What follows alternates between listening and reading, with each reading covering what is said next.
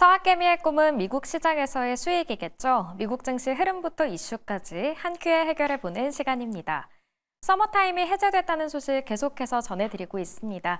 이에 따라 미국의 정규 개장 시간이 밤 10시 30분에서 11시 30분으로 연기가 됐고요.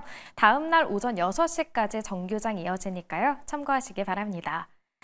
이 대선 결과가 나오고 불확실성이 해소되면서 간밤 3대 지수는 모두 일제히 사상 최고치를 경신했습니다.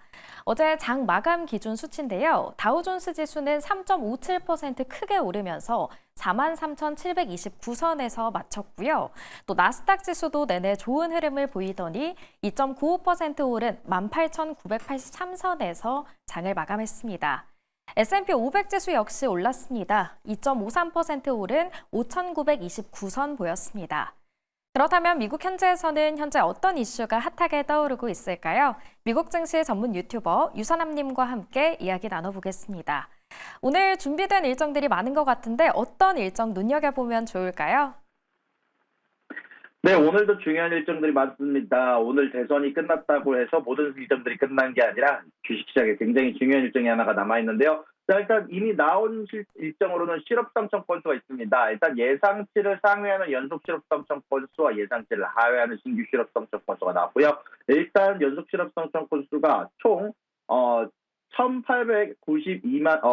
189만 2천이 나와지면서 예상치보다 소폭 높은 숫자가 나오고요. 신규 실업상청 건수 같은 경우는 22만 1,000건이 나와지면서 예상치였던 22만 3천 건에 비해서 소폭 낮은 숫자가 나왔습니다. 다만 이런 부분들 관련해서 단위 노동 비용이 상승하면서 전체적으로 인플레이션 관련된 부분이 돌아왔다라는 지적이 좀 나오고 있고요. 그런 가운데 안에서 오늘 중요한 금리 결정이 나오게 되게 됩니다. 오늘 같은 경우는 FOMC를 통해서 파월 연준 의장이 나와서 금리 인하를 아마 25bp 할 거라는 예상이 가장 많은 상황이고요. 또한 이런 결정이 나온 이후에는 파월 연준 의장이 나와서 연설을 통해서 여러분들에게 오늘 중요한 부분들에 대해서 앞으로 그리고 연준의 움직임에 대해서 어느 정도 힌트를 주지 않을까라는 이야기가 많이 나오고 있습니다. 자, 일단 그런 가운데 안에 영국 쪽에서는 깜짝스럽게 금리 인하를 발표를 한 상황이고요. 이로 인해서 현재 영국 같은 경우는 연 4.75%로 기준금리를 추가로 인하를 했다는 소식이 전달이 된 상황입니다.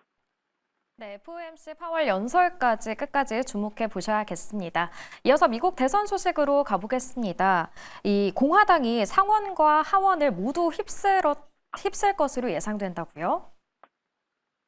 그렇습니다. 상원은 사실상 현재 공화당이 다수당인 상황이고요. 52석을 차지하면서 44석을 현재 차지하고 있는 민주당에 비해서 다수당이 확정된 상황입니다. 다만 하원 같은 경우는 아직 어느 정도 여지가 남아있기는 하지만 공화당이 원래 민주당이 가져와야 할 곳에서 두 곳이나 현재 뺏어온 상황이므로 현재 다수당이 될 가능성이 사실상 확정됐다는 얘기가 나오고 있는 상황입니다. 13석을 가져오게 될 경우 다수석을 수성할 가능성이 높다라고 나와 있고요. 공화당이 13석 이상을 가져올 가능성은 굉장히 높다라고 CNN이 이야기를 했으며 순위를 확정한 것은 아니지만 공화당이 하원 장악을 확신하는 분위기다라고 CNN이 보도를 했다고 합니다. 공화당의 한 선거 고위 관계자는 현재로서는 승패가 아니라 다수당 규모가 어느 정도일지가 관건이라고 얘기를 하며 민주당 고위 소식통은 남은 지역을 고려할 때 민주당이 하원 선거를 뒤집기 어려운 것을 인정한다라고 CNN이 전달했다라고 얘기가 나왔습니다. 다만 이런 부분들 관련해서 상원 동시 장악이 현실화되면 트럼프 당선인의 국정 운영도 탄력을 받을 전망이다라고 얘기를 했습니다. 공화당이 상원 장악을 성공했고 하원에서도 가까스로 당할 수당이 될 것으로 보인다면 WSJ가 전달을 했고요. 트럼프 당선인이 주요 세금 문제와 기타 문제에서 수월하게 인사를 임명하고 주요 과제를 강행할 발판이 마련됐다라고 얘기를 했습니다. 다만 이런 부분들 관련해서 민주당 쪽에서 항상 쓸 수 있는 발언이 없는 것은 아닌데요. 바로 이런 부분들을 해결할 수 있도록 필리버스터라는 부분들이 존재하기 때문에 이런 부분들에 관련해서 예전에 공화당이 했던 것처럼 대응 방안이 있다라는 점도 명확하게 했다는 소식이 전달이 됐습니다. 네, 공화당이 상원과 하원을 모두 휩쓸 걸로 예상되면서 이 트럼프 당선인의 날개가 달린 셈인 것 같습니다. 한편 트럼프 당선인은 총 4건의 형사사건으로 현재 기소가 돼 있습니다. 그런데 법무부가 2건의 소송에 대해서 이 종결을 검토하고 있다고요? 네, 맞습니다. 현재 취임 전 사법 리스크를 해소했다는 평가가 나오고 있습니다. 현재 법무부는 현직 대통령 기소 불가한다라고 얘기를 하면서 미국 대통령 선거에서 도널드 트럼프 전 대통령이 당선되면 내년 취임 전에 그와 관련된 연방 형사재판 2건이 중단될 것으로 보이고 있습니다. 또한 이런 부분들에 따라서 성추문 재판도 선고가 연기될 가능성이 높다라고 얘기가 나오고 있고요. MBC 뉴스는 소식통을 인용해서 미국 법무부가 현직 대통령을 기소할 수 없다는 방침에 따라서 트럼프 대통령 당선인의 연방 형사 사건을 두 건을 종결하는 방안을 검토 중이라고 보도를 했습니다. 아무래도 이런 부분들은 현재 대통령이 가지고 있는 면책권에 따라서 현재 기소 불가에 따라서 전체적으로 이런 부분들에 따른 조치로 보이고 있고요. 현재 잭 스미스 연방 특별검사에게 현재 모든 최종 결정이 달려있다라고 하지만 결국 취임 전 소송을 계속할 필요가 없다는 결론에 도달했다라는 소식을 발표를 하게 됐습니다. 일단 간단하게 조금만 더 전달을 해드리면 트럼프 당선인 같은 경우는 첫 임기 중 취득한 국가기밀 물건을 2021년 퇴임 후 플로리다 자택을 불법 반출에 불과한 혐의 그리고 2020년에 대선 패배를 뒤집으라 한 혐의로 형사 기소된 상태고요. 이런 사건들은 스미스 특별검사가 여태까지는 수사에서 기소를 했었는데 트럼프 당선인은 그 당시 기준으로 역사상 최초로 형사 기소된 전직 직전원이 됐다가 트럼프가 다시 또 대통령에 당선돼 임기 중 형사 처벌을 받을 가능성은 굉장히 낮아질 것으로 법률 전문가들은 전망한다고 소식이 발표가 됐습니다. 네, 선제적인 조치다라고 말씀을 해주셨는데요. 이 형사 사건들이 어떻게 종결이 되고 또 어떻게 해결이 될지 지켜봐야겠습니다.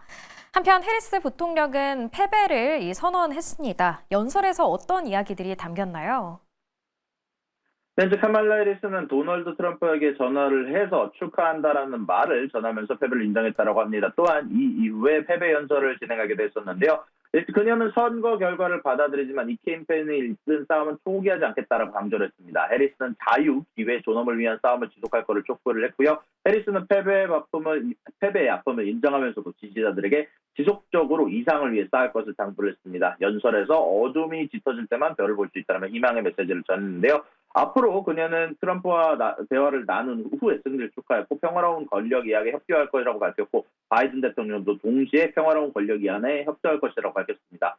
이런 부분들에 관련해서 현재 세계 지도자들의 반응이 어느 정도 화제가 되고 있는데요. 일단 세계 지도자는 우려에도 불구하고 트럼프와 협력할 것을 대부분 다짐을 하고 있습니다. 특히 우크라이나는 러시아 침공 이후 상황에 대한 우려를 포함하고 있고요. 인도의 나렌드라 모디 총리는 트럼프에게 전화를 걸어 축하 인사를 전했으며 트럼프와 부통령 당선자 제이디 댄스는 바이든 행정부와 우크라이나 지원에 대해 여태까지 비판적 입장을 보였었는데 우크라이나가 전쟁을 끝나기 위해서 양보할 것을 요구할 수도 있다는 소식이 전달이 된 가운데 안에서 볼로디미르 젤렌스키 대통령 같은 경우는 트럼프 당선을 축하하며 공정한 평화 해결을 기대한다라고 전달을 했고요. 또한 이런 부분들에 따라서 시진핑 국가주석 같은 경우는 역사가 중국과 미국이 싸우면 모두 다친다는 것을 보여주면서 현재 유럽 쪽에서는 관세 폭탄 센 보복이 악순환으로 돌 수가 있다는 소식이 전달이 됐습니다. 일단 이런 부분들에 대해서 대부분의 리더들은 현재 트럼프 당선인의 당선을 축하하면서 동시에 우려를 같이 표하고 있다고 생각하시면 좋을 것 같습니다. 네, 끝으로 실적을 발표한 기업들 상황도 살펴보겠습니다. 암과 퀄컴의 실적이 공개됐죠. 어떻게 나왔나요? 네, 현재 퀄컴 같은 경우는 매출과 EPS 양쪽 다 실적이 예상치를 비슷한 상황입니다. 현재 매출 같은 경우는 10.2빌리언 달러가 나와주면서 예상치였던 9.9빌리언 달러를 넘은 상태고요. EPS 또한 예상치였던 2.56달러를 넘은 2.69가 나왔습니다. 여기에다가 가이던스마저도 예상치보다 높은 수치가 나왔으며 여기에다가 추가적으로 자사주 매입을 발표하게 되면서 사실상 굉장히 좋은 어닝을 발표를 했다라고 얘기를 할 수 있을 것 같고요. 여기에다가 CEO의 발언은 현재 4분기의 강력한 실적은 퀄컴의 헤드셋, PC, 자동차, IoT 부분에서의 기술 리더십을 발표한다고 얘기를 했습니다. 또한 여기에 대해서 CEO는 스냅드래곤 서밋에서 발표된 최신 제품 역시는 성장 다각화에 대한 우리의 의지를 강조한다라고 얘기를 했고요. 또한 자동차 부문은 5분기 연속 분기별 최고 매출을 달성했다라고 얘기를 했습니다. 동시에 ARM 같은 경우는 사실 안 좋은 실적을 내놨는데요. 매출과 EPS는 예상치보다 높았지만 가이던스에서 예상치와 동일하거나 소폭 하회하는 모습을 보여주면서 전체적으로 실망스러운 부분이 있었다라는 평가가 많습니다. 전체적으로 이제는 성장성에 관련된 부분에서 우려사항이 떠오르기 시작하면서 당전부터 소폭 하락하고 있다는 소식이 전달이 됐습니다. 네, 프리마켓에서 퀄컴은 상승하고 있고 ARM은 하락하고 있다는 소식까지 전해주셨습니다. 오늘 말씀은 여기까지 듣겠습니다. 지금까지 미국 증시 전문 유튜버 유선남님과 함께했습니다.